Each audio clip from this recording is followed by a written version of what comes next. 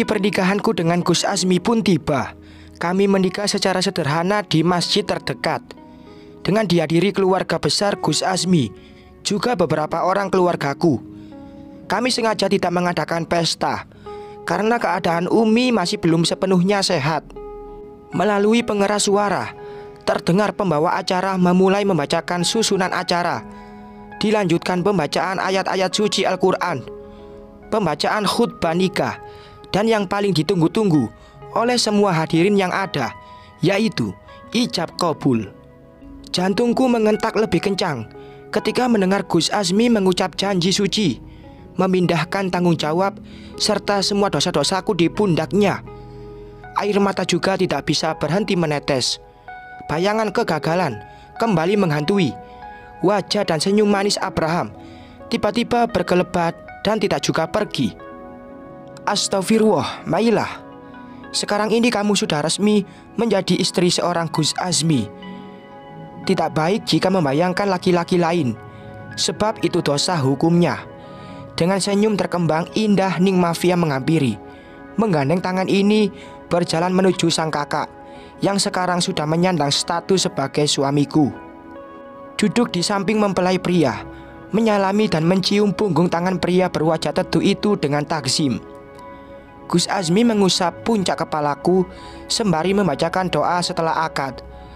Ada rasa sesak di dada, karena sampai detik ini belum bisa menerima Gus Azmi dengan sepenuh hati. Selepas acara selesai, Gus Azmi memboyongku ke sebuah rumah yang letaknya terpisah tidak jauh dari gerbang pesantren. Rumah bergaya minimalis dengan halaman luas, serta ditumbuhi beberapa pohon palem juga mangga di halamannya. Asri, sejuk dipandang mata. Gus Azmi membuka pintu perlahan, mempersilahkan aku masuk dan menunjukkan kamar kami.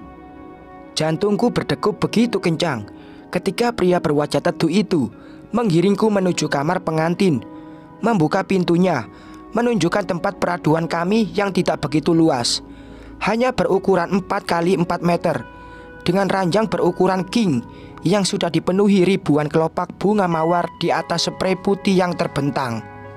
Mas ke dapur dulu, ambil minum, ucapnya terdengar gemetar. Sepertinya dia terlihat grogi berada di dalam kamar hanya berdua dengan seorang perempuan. Untuk apa, Gus?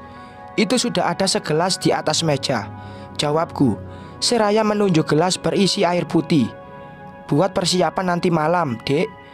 Setelah selesai olahraga malam, biar ndak usah ngambil lagi. Aku tersedak ludah mendengar jawabannya. Afwan, Gus, saya menunduk malu, tidak tega melanjutkan kalimat. Kenapa, Dek? Saya sedang datang bulan.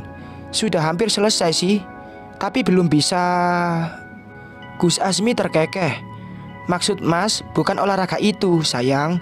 Ih, pikiran adik ngeres. Dia mencubit mesra hidungku. Aku menunduk malu. Mas itu setiap malam selesai sholat tahajud biasanya olahraga ringan di teras kamar, menunjuk pintu kamar yang ternyata langsung berhadapan dengan sebuah taman. Aduh, malu sekali. Sudah malam, sebaiknya Dek Maila istirahat dulu. Pasti adik capek, seharian berdiri menemani Mas menyalami tamu.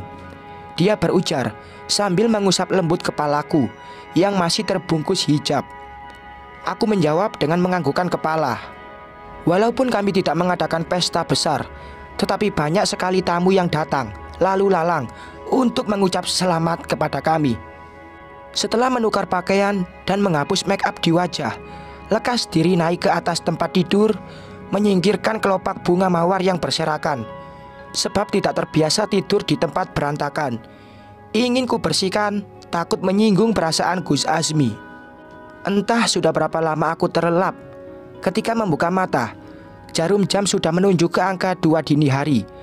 Gus Azmi juga sudah tidak ada di sisi, atau dia malah tidak tidur sama sekali. Sebab tempat tidur masih tertata rapi. Bahkan kelopak-kelopak bunga mawar yang bertebaran masih terlihat segar, tidak layu karena tertindih tubuh kekarnya. Pelan-pelan menyibak selimut, turun dari pembaringan, kemudian berjalan keluar. Suara merdunan mendayu terdengar di musola yang berada di ruang tengah. Gus Azmi duduk bersila di atas sajadah dengan mata terpejam dan mulut melantunkan ayat-ayat suci Al-Quran. Indah sekali suaranya, membuatku terhipnotis dan tidak berkedip memandangnya. Tampan, aku baru menyadari bahwa dia begitu mempesona. Duduk di kursi yang berada tidak jauh dari musola, menatap dalam-dalam wajah suamiku yang sedang bermurojaah sambil memejamkan mata. Dia terlihat begitu menikmati setiap ayat yang dia baca. Aku segera membetulkan posisi duduk ketika Gus Azmi mengakhiri pembacaannya. Dia membuka mata perlahan, masih duduk terpekur menghadap kiblat dan mengangkat kedua tangannya. Ya Allah, ya Rahman, ya Rahim, hamba memohon kepadamu, tolong lembutkanlah hati istri hamba. Buatlah dia agar bisa menerima hamba dengan segenap hati, melayani hamba tanpa sedikit pun rasa terbebani. Juga sematkan rasa di hatinya, supaya dia bisa mencintai sebagaimana hamba juga mencintainya. Hamba tahu, ya Allah, Dek Maila mau menikah dengan hamba bukan karena dia cinta, tapi karena terpaksa, demi menghormati dan memenuhi keinginan Ummi. Hamba tahu dia mencintai orang lain. Wahai Zat yang maha membolak-balikan hati, berikanlah hamba ketabahan serta kesabaran untuk menghadapi semua ini. Sebab aku percaya pasti ada rencana indah di akhir cerita. Amin. Gus Azmi meraup wajah, masih duduk terpekur, tidak menyadari kehadiranku. Kembali masuk ke dalam kamar, mencoba menatap perasaan yang tiba-tiba merasa sedih mendengar Gus Azmi bermunajat kepada Sang Maha Pencipta. Maafkan aku, Gus, maafkan aku kalau sudah menyakiti perasaan jenengan, bergumam sendiri dalam hati. Tanpa terasa, 2 bulir air bening meluncur begitu saja di pelipis. Kenapa perasaanku kepada Abraham tidak pernah pudar? Padahal belum tentu juga dia mencintaiku. Buktinya, dia pergi tanpa lagi kembali. Mana janji manis yang dia ucapkan akan menjemputku setelah masa iddah selesai dan membawaku kembali ke Jakarta? Dia ingkar, bahkan nomor ponselnya tidak bisa dihubungi. Dek, kamu nangis? Tangan Gus Azmi mengusap lembut bahu ini, cepat-cepat mengusap jejak air mata, memutar badan sambil berusaha mengulas senyum. Kenapa menangis? Tanya lelaki berhidung bangir itu. Dia menatapku sekilas, lalu kembali membuang muka. Mungkin belum terbiasa menatap wajah lawan jenis. Aku nggak nangis, Gus. Memangnya aku anak kecil? Dustaku mengerucutkan bibir. Mbok yo manggilnya jangan Gus, toh Dek. Aku ini kan suami kamu. Manggilnya Mas, Abang, Kakak, atau Yang. Dia melengkungkan bibir tipis. Barangkali pipinya terlalu kaku untuk menarik garis lengkung lebih lebar lagi. Belum terbiasa, Gus. Adaptasi dulu. Ya sudah, senyamannya kamu saja, Dek. Masmu nggak akan memaksa. Jenengan mau tidur? Mau ambil baju? Mas mau ke masjid. Sebentar lagi subuh. Adik tidur lagi saja. Gus Azmi mengambil baju koko dari dalam lemari, lalu mengganti pakaiannya di dalam kamar mandi. Kenapa ganti bajunya di kamar mandi, Gus? Tanyaku setelah dia selesai dan hendak berangkat ke masjid. Malu sama kamu, Dek. Aku mengulum senyum. Kenapa mesti malu? Aku ini kan istrinya jenengan. Mengerutkan dahi. Belum terbiasa, Dek. Adaptasi dulu. Menjiplak jawabanku. Dasar plagiat. Mas berangkat dulu. Hati-hati di rumah. Mas kunci pintunya dari luar. Kunci serepnya ada di laci kalau Dek Maila mau keluar. Assalamualaikum, dia berujar sambil melangkah pergi. Ah, andai saja menikah dengan Abraham, mungkin rasanya tidak segaring ini. Pasti sudah ada adegan romantis-romantisan di pagi hari. Karena Abraham itu tipe laki-laki romantis, tidak garing dan lempeng seperti Gus Azmi. Astagfirullah, kenapa pagi-pagi harus memikirkan pria lain? Istighfar, Maila. Jangan terus dengarkan hasutan iblis yang menyesatkan. Lupakan masa lalu. Berjalan luruslah, menatap masa depan. Mungkin jodoh terbaik kamu adalah Gus Azmi. turun dari tempat tidur, masuk ke dalam kamar mandi untuk membersihkan badan. Kemudian pergi ke dapur, menjerang air, membuatkan teh hangat untuk suamiku. Senyum terkembang lebar di bibir manakala membuka lemari es dan banyak sekali bahan-bahan makanan di dalamnya. Sepertinya Gus Azmi sengaja mengisi kulkas supaya aku tidak usah capek-capek keluar untuk berbelanja kebutuhan dapur. Pengertian sekali. Sayur bening, bayam campur, oyong sudah matang. Tempe goreng, tepung pun sudah terhidang di atas meja. Pun dengan sambal terasi yang terlihat menggoda selera. Tinggal menunggu Gus Azmi pulang dan kami akan bersantap bersama. Sejam, 2 jam, pria dengan garis wajah tegas serta kulit bersih itu belum juga menampakkan diri.